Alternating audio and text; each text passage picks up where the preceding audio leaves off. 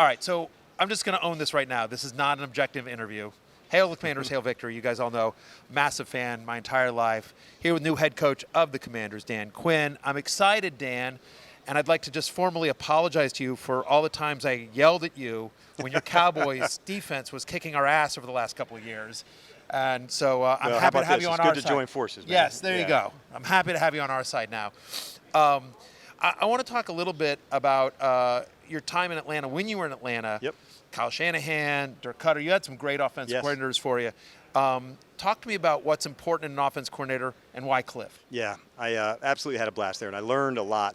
Sometimes as a defensive coach, you're just in those meeting rooms all the time, and so when you first become a head coach, you kind of expand your lens, and now you're into more special teams meetings and some offensive ones, and you hear other coaches teach and the ways that you go through that. You'd be surprised, your own, the meetings are going out at the same time. So as a defensive coach, you're not into the offensive meetings. And so it was really enlightening to see a guy like Kyle had real command in both the run game and the passing game, finding ways to make explosive plays, being physical. Like those were the things that I learned from them about what it takes to do that. And I'd say all the way back to when I first came into the NFL, Bill Walsh was just then retiring as the GM. He had done some consultant, but extension and connection were like two words that he said a lot, meaning like we are extension of one another. It's the pass blocking to throw to Jerry Rice. It was that part of working together. And I think the best of the best offenses have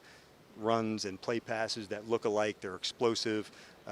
Obviously the quarterback plays the driving force of it, but what I hope you'd see when you watch us play is, man, these guys are explosive and they are physical. And so those are things that I want to be part of our offense at the highest level.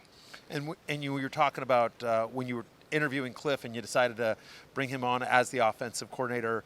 Talk to me a little bit about philosophy. He's known for sort of the air raid, but maybe the personnel on Washington isn't necessarily built for that. I know you also added another former head coach in Anthony Lynn to coach the running back, so a lot of experience there. Yep. Two former head coaches on the offensive side of the ball. Yeah, and I really wanted to make sure, one, going against Cliff was tough because I thought they could stretch the field horizontally. That was screens, quick game, wide zone runs to go, and then take shots down the field. And so the best of the best offenses can do that, where they make you defend the entire thing. The deep shots down the field, laterally to go, and that's what makes it tough. And so, yeah, I think that is a little bit of a misnomer, and that was early on, what he was at Arizona, but certainly not when they were at their best, when he had been there for a few years, where it was more 12 personnel, it was more time of possession, it was more balance to go. And so, like most times, your second lap through, you get chance and perspective to see some things. So I was actually really pleased that he got to have a year where he could look and identify and study. I went through that to a certain effect of leaving Atlanta before I went to Dallas, and it makes you look at things and evaluate yourself and not just rinse and repeat. And so that's why I knew this was such a cool opportunity to join up with him. Do you think, will you, as head coach, to your point, like you talked about the fact that obviously you're known as a defensive guy, but you're now the head coach. Will you have some input into the offense, or is this going to be just like, hey, I'm going to be this No, side? no, definitely not. And that's kind of part of being the head coach's job, in my opinion, not part of it. The whole thing is, how do you tie all of this together? The offense, the defense, the teams, the chemistry, the messaging, the connection. Like that is at the top of the list for me. Is like my number one job is to connect all of that. And so to say I would leave that to one person and not be involved in that, like no chance of that. My job is to absolutely connect all of this, offensively, defensively, the teams, all of it. And so that's what I plan on doing. It's really three pieces that make it. It's the personnel, through Adam. It's the scheme from the coaches, but it's also like a big part of me, our play style, our identity, how we get it on.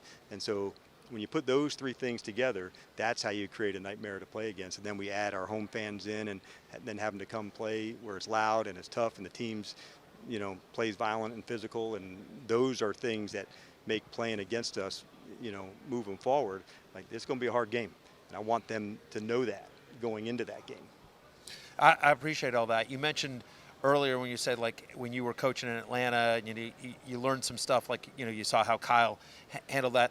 What are some things that you knew now that you wish you knew back then at your first head coaching? Or put it a different way, like, what did you learn from your stint as a head coach in Atlanta that you can take forward now here in Washington? Yeah, I don't know if we have enough time to go through that, But I would say, man, there's some great lessons, and like part of why I had was so specific on our offensive staff to make sure there's a really good succession plan in place. When people do really well, they get opportunities. And so I wanted to make sure we could stack this thing that if it nails it like we're supposed to, there's going to be opportunities. And I wanted to make sure we could fill from within when we had chances to do that. And so that was one of the things that I discussed with Adam and Josh during the interview process about a lesson to do that, and I wanted to make sure that I would nail that, and that's why it was so specific about people that we needed to have on the team. Yeah, it's a really impressive staff that you put together. I'm excited to see what you guys do this season. I'm curious in terms of, you obviously, as the defense coordinator of the Cowboys for the last couple of years, you've had to scout Washington last couple of years. So I'm just curious, when you scouted Washington both as a defensive coordinator for the Cowboys and then in taking this opportunity, what did you see on the roster in terms of where are there holes and where do you think there's some strengths? Well, I thought, one, the strengths, I thought that's a receiving core that can generate explosive plays. And so I saw a running back, that was physical and dynamic to do things, to go, and Brian and Antonio. So like, Brian's toughness and size is what we look for in that position. Yep. And so like, it helps close the identity on a team when you can really run and go finish games. Brian Robinson is that type of back where he can go and say, I'm going to go finish this game. It's 4 minutes and you're not getting it back. Yeah. And so that's the type of player and attitude that I want to be about. Guys like Terry, who have these explosive traits to really go rip it. Those were things that lit up to me. Obviously the interior of the defensive line. And in our division, there's some good defensive linemen. And, you'd put Duran and John right there in the middle of all of them. And so, kind of through the middle, and those were some of the things that jumped out to me about the toughness and the physicality. And so that's why I want to make sure we get our identity exactly right, as we're moving forward. Obviously, I'm going to save some quarterback questions. They're coming because I have to ask them. But before we get there, feels like from my uninformed opinion, offensive line, linebacker, kind of some areas of need as you look at the draft and free agency? You want to go through the whole thing. And really, to be a really good team, you better be good on the line of scrimmages, both of them. And if you have that part right, that means you can run it, you can protect the QB, you can stop the run, you can rush. So those cornerstone positions are super important, the line of scrimmages. Then from there, like we talked about, who can make explosive plays, talked about receiver, but also on the other side, for the corners, can you defend and play man-to-man and go create takeaways doing that? And so those were things that I wanted to make sure that we could say, what are, our musts as a team? We must have this. What are some needs that we want to fill in to go? But more than anything, man, let's keep building a group that's really ready to go get after it. And that's what I hope you see with all the people that we'll bring in. Russell Wilson in Seattle, Matt Ryan in Atlanta, Dak Prescott in Dallas. You've had the fortune to be a coach with some great quarterbacks over the last however many years that is. Talk to me about, they're obviously three different quarterbacks, but the traits that they have that you're looking for, whether it's internally or externally, for the next quarterback of the Washington Commanders, for you, I should say. Yeah, I would say at that position, you better be tough, because mentally and physically tough. There has to be times you're going to get hit, but you still have to deliver the ball to the right spot at the right time in the right location. You have to be able to, have some accuracy on the deep balls. When the moment comes, there's an all-out blitz that you can go deliver on that. I think you have to be able to get out of bad plays.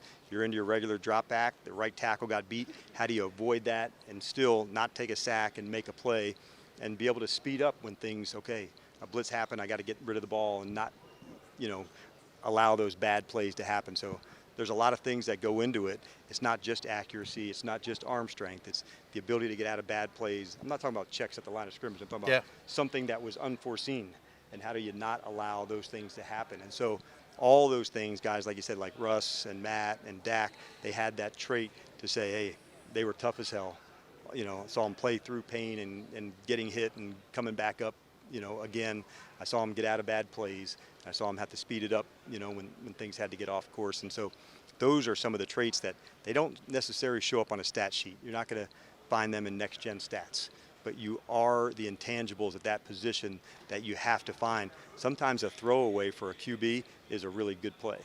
Yeah, for sure. A second down that didn't turn into 2nd and 17, and you got to play another down. And so those are things that you look for, and they're hard to find, and you got to study it and go through it.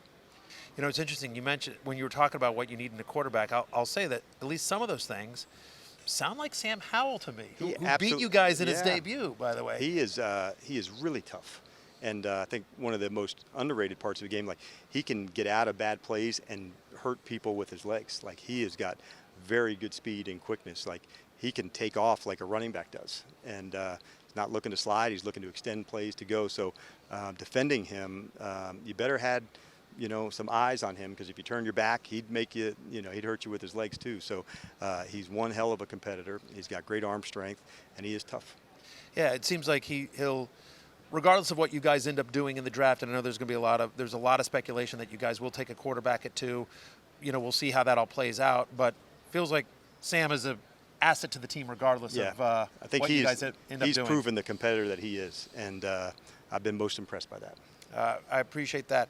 Let me ask you this: you were a hot head coaching candidate. You went around, you met with a lot of teams. You're talking about this. There was also a lot of candidates that were associated with the Washington job. What did you say to Josh Harris, Adam Peters, and the whole searching committee where they said, Dan Quinn's our guy? So, and I'm going to ask it a slightly different way. Give me hope. I'm a Commanders fan, Coach Quinn. So give me hope this year. Why am I excited for I would say, Dan Quinn and the Commanders? I would have said 1,234 days since I got let go today. Okay. I had time to think and prepare for this lap, and I knew that there was a lot of things over those 3 years. If I got another shot, if I got another chance, this is how I would do it. This is what I've learned to make sure I'm absolutely going to let it rip and go for it in the highest level. And I want to make sure we add people that can do that. But I would say it's one thing to have the lessons, but then applying them. And I got a chance to do some of that in Dallas. And that's what makes me coming into this job so damn excited, because I get to now apply all of that. And I'm really pumped to do that, because you don't get, always those ops, but when you get your chance, you want to go nail it, and I'm not going to miss it. I have the last 2 questions for you. You obviously spend a lot of time in the NFC East. Is that familiarity, being in the NFC East, is that a help, or is it somewhat of a hindrance, because now they've also schemed against, they know Dan Quinn's defense for the last couple of years. They've had to scheme against it. Are you going, they know that I know that you know on me right now? A little bit, yeah, something like that. No, I'm not doing that with you. Okay, I think fair. what it starts with is, like, each year there's some different, things that you do. But what I do know is in the division there's some really talented and explosive players. How are they featured? What do they use them for? Who's new? So not one team stays the same from year to year. This isn't the NBA where, okay, these group of guys, we're going to carry them into the next space. So there's always change. There's always new guys featured. And I can't wait to do it. I grew up on the NFC East, and so seeing the absolute battles, through the years, it's a real honor to be a part of it. But it's a tough division. Just a year ago, 3 teams from the division, went to the playoffs and into the postseason. And, that's sometimes how it changes around, division to division. But, there's a bunch of teams that are ready to go fight for it. No question about it. We will be one of them. But I have no doubt about that. We're talking about, how I don't want to say top heavy, but how experienced your coaching staff is. You've got a lot, and Brian Johnson as well, speaking of the NFC East, right? So you guys have added a lot of experience. Pete Carroll needs a job. I love Pete. Can we call Pete? Can we get Pete over here as a consultant? I would think Pete would. I don't have to hire Pete to be a consultant. I'm with him for life, and it's one of the great parts about our profession. There's some mentors that you can call anytime. And he was instrumental for me even over the last month about staff hiring and people to discuss and people to go through. And so he was a big factor for me. He was in, Hawaii some. I'd get times right and call early, call late. And but he was a really big impact on my coaching career, which wasn't just my time then. That's continued well past my time from Seattle. Yeah, you've learned well. We're excited. Listen, I only have one request. Please beat Dallas. We're going for everybody. I got it. Excellent. Love it. Coach Quinn, hail the Commanders, hail victory. Thank you, my friend. All right, thank you, guys. Hey, it's Matthew Berry from NBCSports.com and RotorWorld.com, and I want to thank you so much for watching whatever it is you just watched, or if nothing else, being too lazy to click out of the autoplay after this video started, after whatever it is you actually wanted to watch finished. But now that you're here, I'd like to take a moment here to ask you respectfully now, okay? I'm asking you respectfully to subscribe to the NFL on NBC YouTube channel. You'll get the latest Roto-World fantasy news headlines, all sorts of great shows, including my own Fantasy Football Happy Hour. So go subscribe now. Again, I'm asking respectfully.